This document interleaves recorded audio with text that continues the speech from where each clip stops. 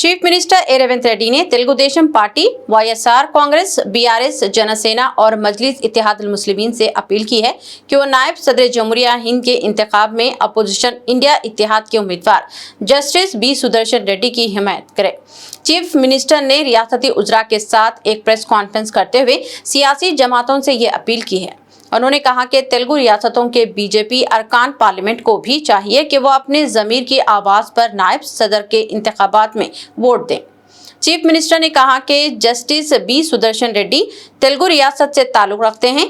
हर तेलुगु बोलने वाले शख्स की जिम्मेदारी है कि वो जस्टिस बी सुदर्शन रेड्डी की तायीद करें। उन्होंने कहा कि जस्टिस सुदर्शन रेड्डी ना कांग्रेस के लीडर हैं और ना ही किसी और जमात से इनका ताल्लुक है। तेलुगु रियासत से ताल्लुक की वजह से इनकी तायीद व हिमायत की जानी चाहिए और ये एक बड़ी जिम्मेदारी है जिसे तेलुगु बोलने वाले तमाम सियासी कायदीन को पूरी करनी चाहिए। सुदर्शन रेड्डी जी का नॉमिनेशन है। नॉमिनेशन होने के बाद हम लोग सबसे दिल्ली से सुझाव लेंगे। इंडिया गठबंधन क्या करना चाह रहा है कि इंडिया गठबंधन सुझाव लेके हम आगे रास्ता निकालेंगे। दक्षिण भारत से जो भी प्रतिनिधि बनने वाले वो इंडिया पक्ष में रहना है, क्योंकि आज दक्षिण भारत को विभाजन करने में भाषा पे और प्रांत के नाम पे जो विभाजन करने वाले उनके खिलाफ लड़ रहे हैं। हम देश को जोड़ने के लिए कोशिश कर रहे हैं, क्योंकि आज आप चुनाव में देख रहे हैं इलेक्शन कमीशन का एटीट्यूड भी आप देखें तो महाराष्ट्र में 4 महीने में 1 करोड़ वोट जमा कर दिए। बिहार में अभी चुनाव है, कुछ कम 55 लाख वोट निकाल दिए।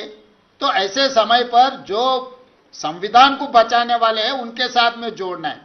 ये नॉर्थ साउथ की मामला नहीं है, ये संविधान की मामला है। संविधान को आगे लेकर जाना है। इसीलिए हम लोग ये हमारा सबसे एक ही गुजारिश है। इंडिया गठबंधन बंगाल में है, दिल्ली में है, गुजरात में भी है, सब जगह में है। तो ये सवाल नॉर्थ और साउथ का नहीं है।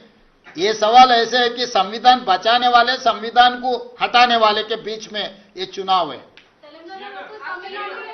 नहीं, संविधान को हटाने वाले दोनों के बीच में ये चुनाव लड़ाई हो रहा है। जस्टिस सुदर्शन रेड्डी का नाम डिक्लेयर नहीं हुए। जब मल्लिकार्जुन खड़गे जी अनाउंस करने के बाद ये सब सारे हो रहे हैं। इसीलिए हम लोग क्यों अभी इमरजेंसी प्रेस मीट लगाए, इसीलिए अभी वोट बहुत दूर है। अभी जो मदद दी है अभी तेलंगाना के लिए और तेलुगु के लिए एक प्राइड है। इसीलिए वो लोग फिर रीअसेसमेंट कर लेके वो उनका एसोसिएशन जहां पर भी हो ये चुनाव नॉन पॉलिटिकल के वोटिंग के लिए हम मांग रहे हैं।